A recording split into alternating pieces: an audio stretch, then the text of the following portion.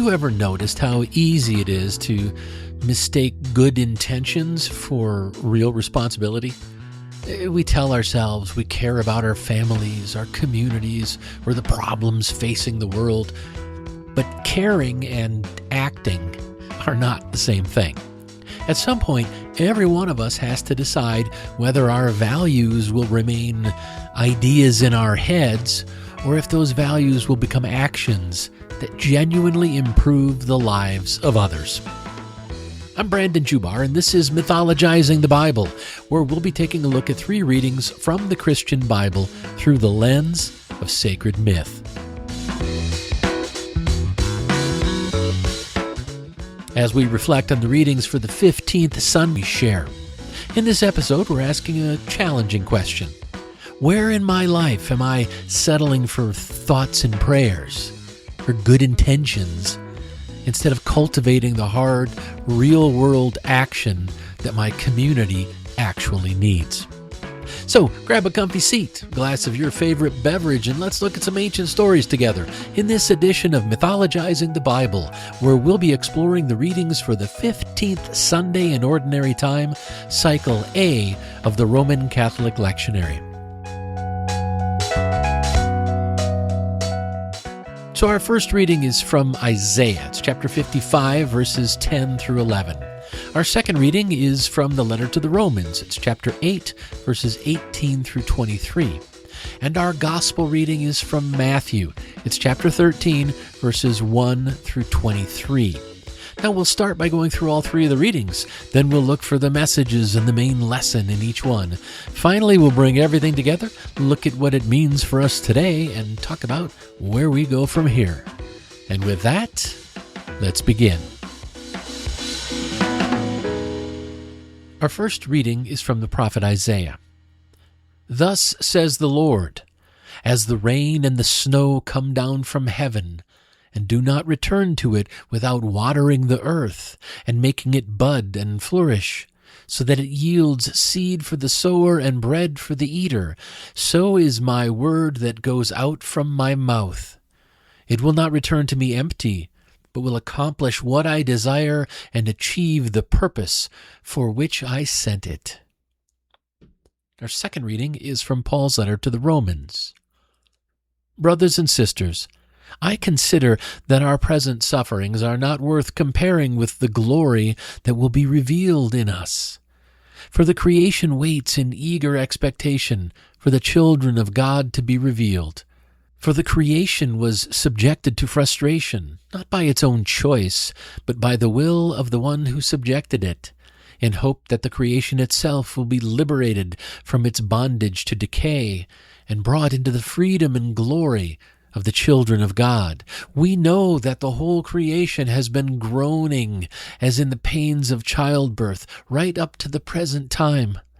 Not only so, but we ourselves, who have the first fruits of the Spirit, groan inwardly as we wait eagerly for our adoption to sonship, the redemption of our bodies. And our gospel reading is from Matthew.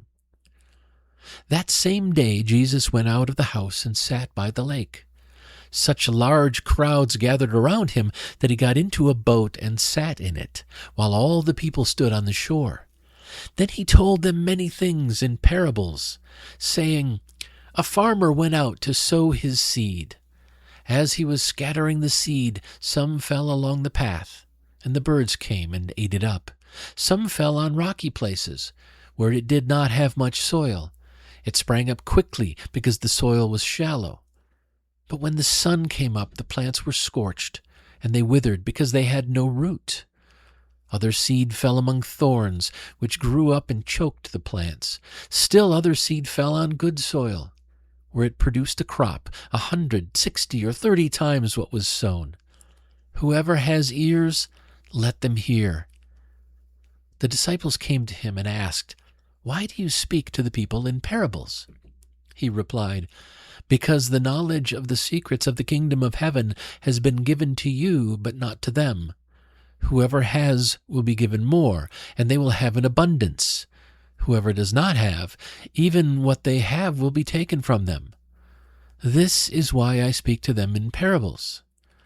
Though seeing, they do not see. Though hearing, they do not hear or understand. In them is fulfilled the prophecy of Isaiah. You will be ever hearing, but never understanding. You will be ever seeing, but never perceiving. For this people's heart has become calloused. They hardly hear with their eyes, and they have closed their eyes. Otherwise they might see with their eyes, hear with their ears, understand with their hearts, and turn, and I would heal them. But blessed are your eyes because they see, and your ears because they hear. For truly I tell you, many prophets and righteous people longed to see what you see, but did not see it, and to hear what you hear, but did not hear it. Listen then to what the parable of the sower means. When anyone hears the message about the kingdom and does not understand it, the evil one comes and snatches away what was sown in their heart. This is the seed sown along the path. The seed falling on rocky ground refers to someone who hears the word and at once perceives it with joy.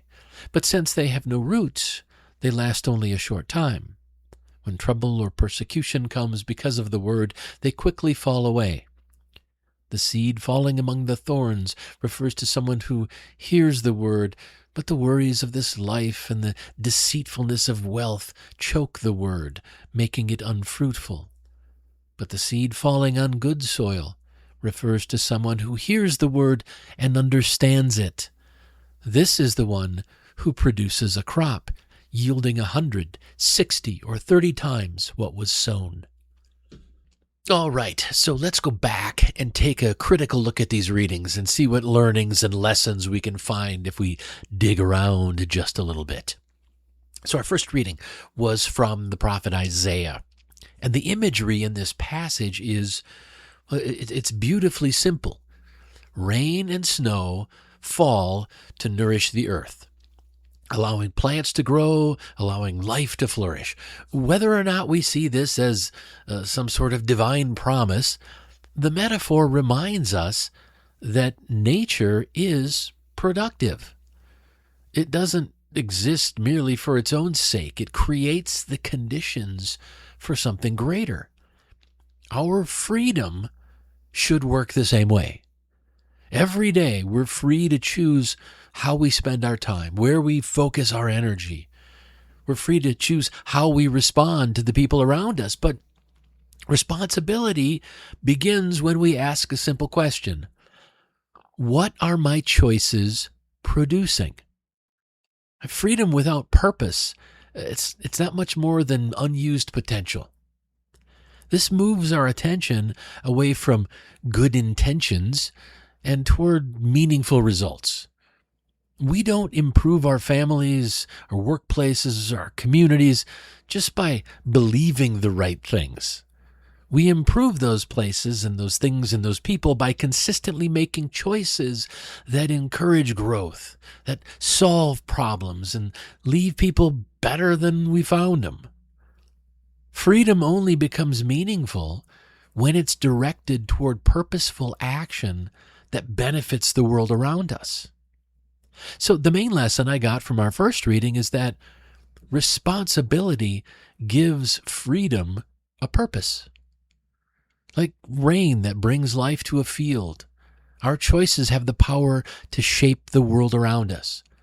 Responsibility isn't about limiting our freedom. It's about giving our freedom a purpose. Responsibility gives freedom a purpose. Our second reading was from Paul's letter to the Romans. And in this reading, Paul imagines all of creation longing for liberation from suffering. Now, he expected that renewal would come through God's intervention, but history has taken a very different path.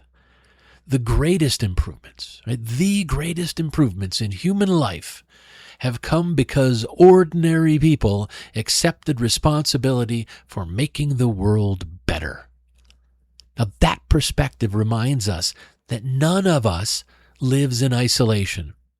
And this is something I've talked about many times before. Our choices ripple outward, shaping our families, our neighborhoods, our workplaces, even the environment. What that means is freedom isn't just about pursuing our own happiness. It's about recognizing that our actions affect an interconnected community. When we ignore injustice or pollution or poverty or discrimination, we all bear the consequences. We all do, whether we want to believe it or not. But when people work together to solve problems, suffering is reduced and opportunities expand. Responsibility means using our individual agency to contribute to that shared progress. Responsibility grows when we recognize that our freedom is inseparable from the well-being of others. So the main lesson I got from our second reading is that responsibility reaches beyond ourselves. Whether or not we believe creation is waiting for some sort of divine rescue, the challenge remains the same. The future depends on what we choose to do today. Our greatest freedom is the ability to improve life, not only for ourselves, but for one another. Responsibility reaches beyond ourselves. Okay, our final reading was from the Gospel of Matthew. And in this reading, we hear one of Jesus' most familiar parables. But its wisdom extends well beyond religion. In the story, the different types of soil are usually seen as these fixed categories of people.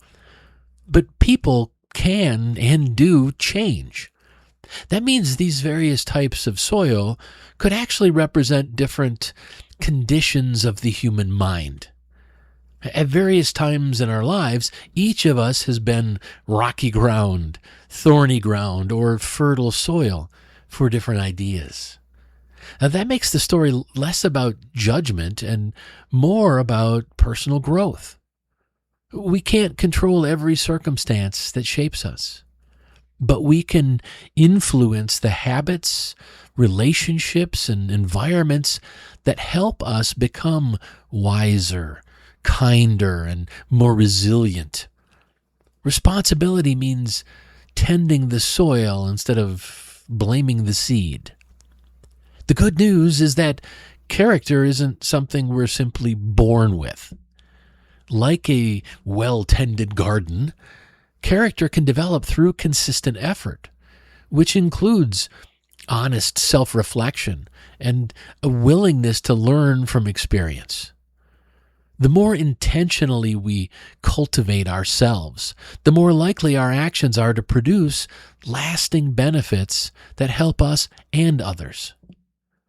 Responsibility begins by cultivating the character that allows our potential to take root and to flourish. So the main lesson I got from our gospel reading is that responsibility is cultivated from within.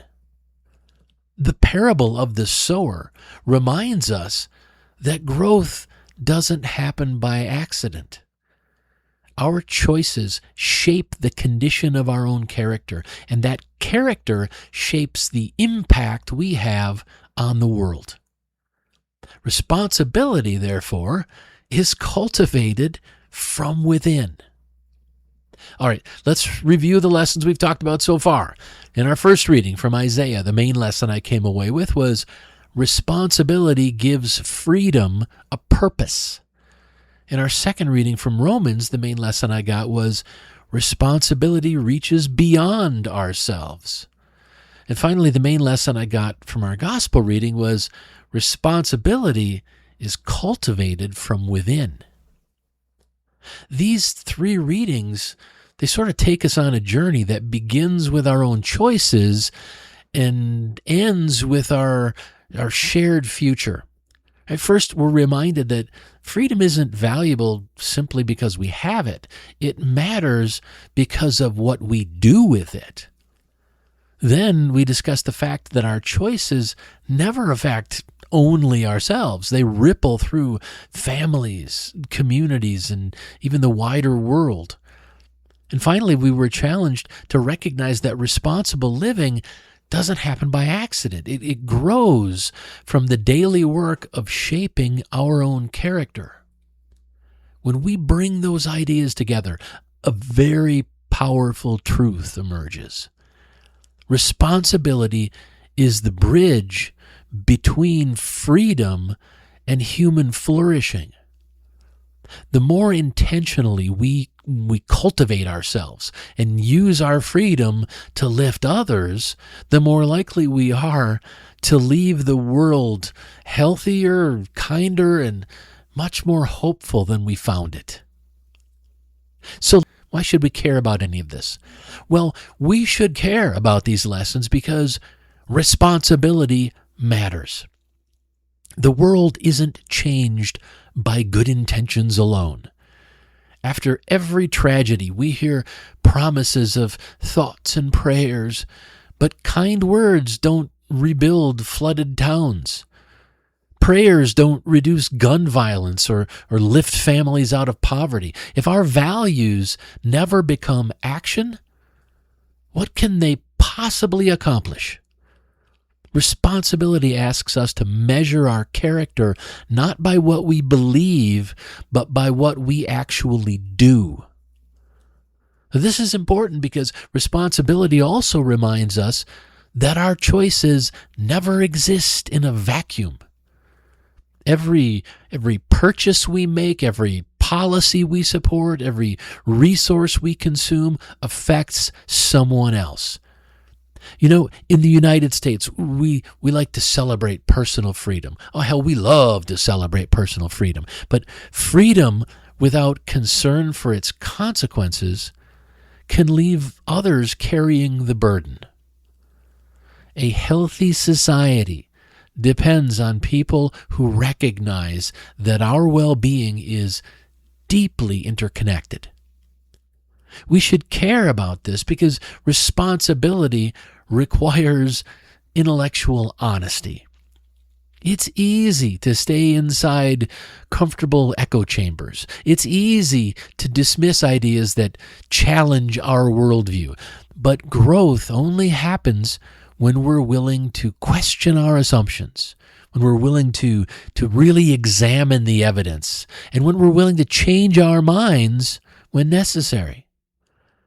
A flourishing democracy and a flourishing life depends on people who have the courage to cultivate both their character and their curiosity. That's why this week's value matters. Responsibility. Responsibility is more than keeping promises or following rules. Responsibility means choosing to make your freedom count. It means recognizing your impact on others. And responsibility means continually becoming the kind of person the world needs more of. All right, the last question I'll try to answer is, now what? What are we supposed to do? Well, I think it's safe to say that responsibility isn't measured by what we hope will happen. It's measured by what we choose to do. As you go through the coming week, I would invite you to reflect on one simple but challenging question. Where in my life am I settling for thoughts and prayers, for good intentions, instead of cultivating the hard, real-world action that my community actually needs? Now look, that's not a question about guilt. It's a question about growth. Good intentions are easy because they cost us very little, if anything. Real responsibility, though, usually asks for our time, our attention, our willingness to step outside our comfort zone. If hunger concerns you, don't stop at hoping things improve. My apologies to all my Christian friends out there, but thoughts and prayers can't fill empty stomachs. So if the hunger of others is a concern for you, then donate a few items to your local food pantry on a regular basis. Or volunteer for a couple hours at a food bank in your area. Hell, while you're at it, why not write to your local officials asking them to support programs that address food insecurity in your community? Now, those are very different actions, but they all move beyond intention. They move toward impact. So spend time with the question, where in my life am I settling for good intentions instead of cultivating the hard, real-world action that my community actually needs? When we start measuring ourselves by the good we actually produce instead of the good we just sort of hope for, responsibility can become a habit, and our communities can become stronger because of it. All right, before I wrap things up, I'd like to leave you with one more thought. Roman emperor and Stoic philosopher Marcus Aurelius wrote, "Waste no more time arguing about what a good man should be. Be one." That idea cuts right to the heart of this week's question, which is also a challenge. And it's easy to spend our time debating values, sharing opinions. Hell, I do that all the time, every week. Or wishing the world were different. It's a lot harder to take responsibility for the small, concrete actions that actually improve someone's life. Right? That's why our question this week matters so much. Here it is again. Where in my life am I settling for good intentions? Right? For thoughts and prayers, instead of cultivating the hard, real-world action that my community actually needs. Look, every time we choose action over excuses, contribution over complacency, or choosing responsibility over good intentions, we become the kind of people we hope the world contains. Waste no more time arguing about what a good man should be. Be one. Character isn't built by talking about our values. Character is built by living them.